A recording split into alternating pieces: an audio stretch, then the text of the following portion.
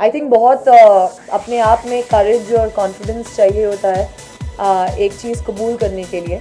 बहुत लोग होते हैं जो केमिस्ट्री शेयर करते हैं, वाइब्स नज़र आती हैं, लेकिन पता नहीं किस बात के डर से, मीडिया के स्पेकुलेशन के डर से या लोग क्या सोचेंगे उस डर से नहीं बोल पाते कि हम एक्चुअली क्या फील करते हैं। आई थिंक शायद बहुत कम लोग होंगे जिन्होंने मेरे और खुशहाल की तरह एक्सेप्ट किया जो हम फील करते हैं, क्योंकि हम एक दूसरे को रिस्पेक्ट देना चाहते थे, डिसरिस्पेक्ट नहीं करना चाहते थे कि हाँ दिख रहा है, वही दिख रहा है, फीलिंग्स हैं लेकिन बोलना नहीं है। तो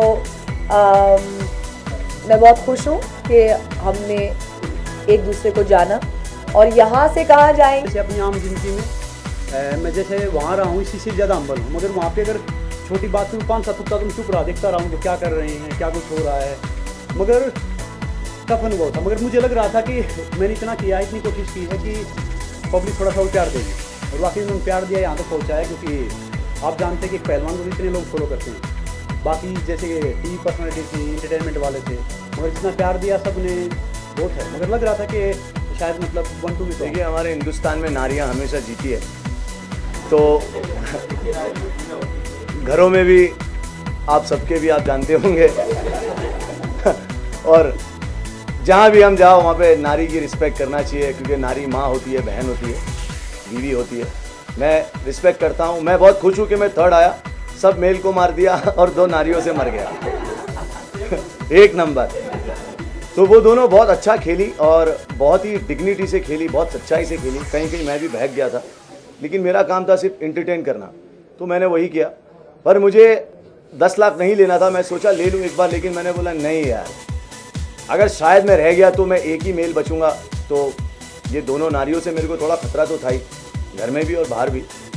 तो मुझे बहुत खुशी हुई कि ये दोनों में से एक डिजर्विंग था, बहुत ही अच्छे से दोनों ने खेला है और मैं इनकी रिस्पेक्ट करता हूँ दोनों की। गौहर खान मेरी बहुत अच्छी दोस्त है और तनीषा जी की मैं बहुत रिस्पेक्ट करता हूँ। तो मेरे हिसाब से दोनों डिजर्विंग थी और मैंने बाकी जितने भी मर्द थे उनको उड़ा दिया। वाइल्ड कार्ड में आया बीच में, और बीच में आने से ये होता है कि ऑलरेडी ग्रुप बन जाते हैं, ऑलरेडी प्यार मोहब्बतें हो जाती है, ऑलरेडी सब सेट हो जाता है। जब बीच में आके तुम्हें अपना पैर जमाना बहुत मुश्किल होता है, लेकिन फिर भी अगर आप किसी चीज़ को दिल से चाहो तो पूरी कायनात मिलके तुम्हें उससे मिलाने। डेफिनेटली मुझे उम्मीद थी, but I don't think I realize, I didn't think कि मैं इस लेवल तक पहुंच सकती हूँ। डेफिनेटली मेरे अंदर एक उम्मीद थी कि शायद ऑफ कोर्स आप जो भी गेम खेलना चाहते हो, आप वो गेम जीतने के लिए खेलना चाहते हो, वरना आप खेलोगे खेलती। So definitely I did want. मुझे लगता है इस पॉइंट पे with all you respect Aijaz के अलावा और कोई भी अगर जीते फेयर होगा, क्योंकि एजाज एक वाइल्ड कार्ड कंटेस्टेंट थे जो 40-45 डेज़ के बाद शो में आए थे। बाकी हर कोई जो 3 है, संग्राम, तनीषा, गौहर, डे 1 से लेके अब तक 105 दिन घर में। तो मुझे लगता है it is a huge thing what they've done, 105 दिन तक घर में रहना। Hats off to them, hats off to all of them. तो इन तीनों में से कोई भी जीत जाए तो मुस्कुराहट इसलिए है क्योंकि मेरे हिसाब से जितना मैं एफ़र्ट कर सकती थी संग्राम जी के लिए मैंने किया, and as his girlfriend I think मैं ऑब्वियसली होप करूँगी कि वो जीते। तो इसलिए थोड़ा एक सेटिस्फैक्शन है कि उनकी जो जर्नी थी बिग बॉस में वो बहुत ब्यूटीफुल थी, बहुत डिग्निफाइड थी।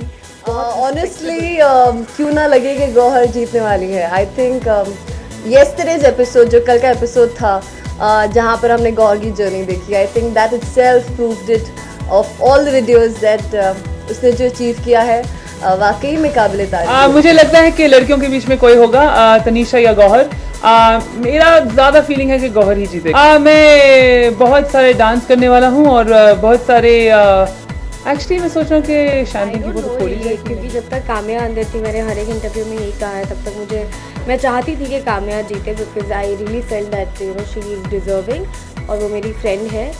और उसके अलावा अभी जो 4 लोग हैं जिसमें से संग्राम बाहर आ चुके हैं, तो जो 3 लोग हैं मुझे लगता है तनीषा इज़ द वन। मैं चाहूँगी संग्राम जी जीत जाएं, क्योंकि हर इंसान का कोई ना कोई फेवरेट होता है। कुछ चीज़ें अच्छी लगती हैं किस इंसान की।